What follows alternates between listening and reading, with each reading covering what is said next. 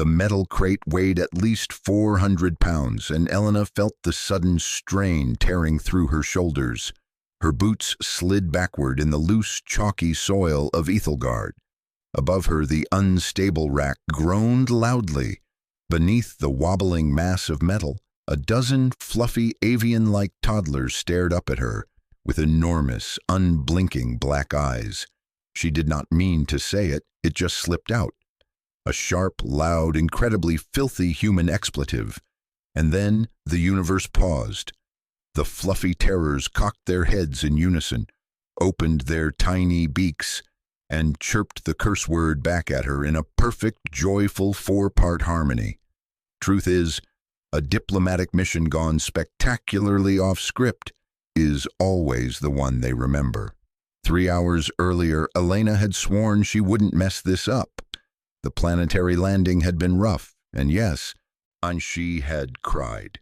It was a humiliating combination of nausea and the sheer, overwhelming beauty of the towering violet flora, but the crew had already branded her the clumsy softy.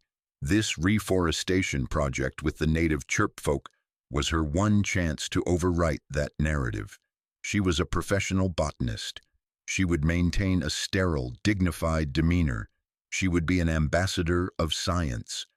She was sorting fragile seedlings in the nursery sector, her hands coated in the cold, pale blue dirt when she felt a sharp tug on her utility belt. She looked down. A lone chirpfolk fledgling, a knee-high puffball of iridescent silver feathers, stared up at her. Pip, the village elders called him. He had wandered far away from the main flock, driven by the most dangerous weapon in the galaxy, a toddler's curiosity. Elena checked over her shoulder. The adult avian supervisors were on the other side of the ridge.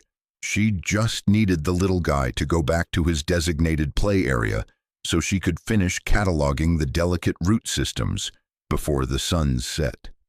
She wiped the dirt from her fingers, dug into her deep cargo pocket, and unwrapped a sweetened nutrient wafer.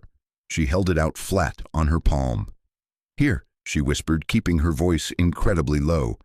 "Take this and go back to your flock. Go on. Shoo!" Pip snatched the wafer with astonishing speed. His dark eyes widened in absolute delight. He let out a high-pitched trill that vibrated right through the thick soles of Elena's boots, then vanished into the thick brush. It turned out the burden of first contact rarely comes in the form of treaties. It comes in the form of snacks. And 2 minutes later, the brush rustled. Pip returned, but he was not alone. He brought his siblings and his cousins.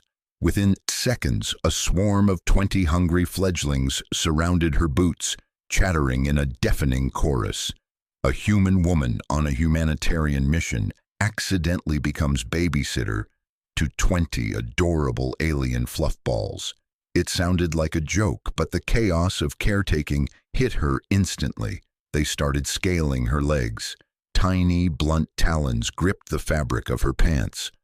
One particularly brave fledgling was actively trying to eat her comm's earpiece, while another had burrowed directly into her tool pouch and was tossing thermal gauges into the dirt.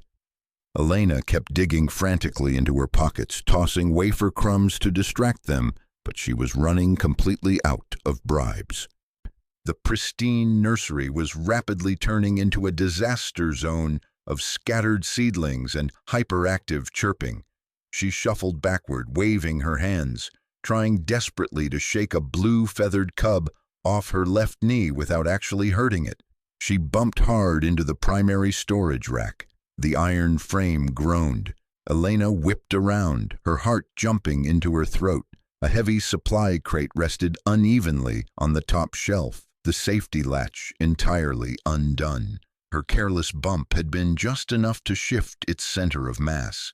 It tipped forward, and directly beneath it, completely oblivious, sat a cluster of fledglings fighting over the very last crumb of the human wafer. Elena threw herself forward. She didn't think about the pristine dirt or the dignity of her botanical mission. She only saw the crushing weight descending toward the oblivious fluffy heads. Her boots dug into the soil. She hit the rack with her shoulder and shot her hands upward, catching the cold, reinforced edge of the metal crate just inches before it flattened the squabbling toddlers.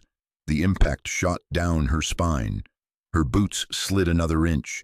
The crate was shockingly heavy, packed with dense atmospheric terraformers. Her triceps screamed.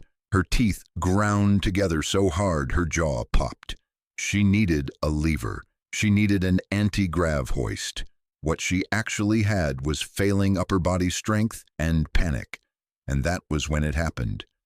The weight shifted again, pinching her fingers against the iron rack. The pain flared hot and sharp. Without a single thought for interspecies diplomacy or the pristine colonial record, Elena threw her head back and let it out. A harsh, aggressive, spectacularly multisyllabic human expletive. It echoed off the violet canopy. It was loud, it was visceral, and it was entirely unprofessional. Beneath the crate, the squabbling stopped instantly. 20 fluffy heads snapped up. 40 enormous, unblinking black eyes locked onto her face. The silence stretched, broken only by Elena's ragged breathing and the trembling of the metal frame. She managed to shove the crate backward with a guttural yell, locking the safety latch into place with a desperate, sweaty slap of her palm. She slumped against the rack, chest heaving, waiting for the toddlers to scatter in terror. Instead, Pip puffed out his silver chest. He opened his tiny beak, and with perfect, crystalline clarity, he chirped the human curse word right back at her. Elena froze. She stared at the little alien. Then the sibling next to Pip tried it. The pronunciation was slightly softer, but the enthusiasm was undeniable. Within seconds, the entire swarm of fledglings joined in. It became a rhythmic, joyful chant. They hopped from foot to foot, bobbing their heads to the beat of the most offensive word in the English language, their voices harmonizing in a melodic, profane choir that carried straight across the valley. Ironically, unintended consequences always echo the loudest. The brush parted with a sudden, authoritative rustle. The adult chirpfolk had arrived. 4 towering village elders, their plumage a dignified shade of indigo, stepped into the nursery clearing. Elena stopped breathing. She wiped her dirty, shaking hands on her pants, preparing for immediate deportation and court-martial. She watched the elders listen to the children. She watched them tilt their majestic heads, processing the strange, aggressive new phonetics.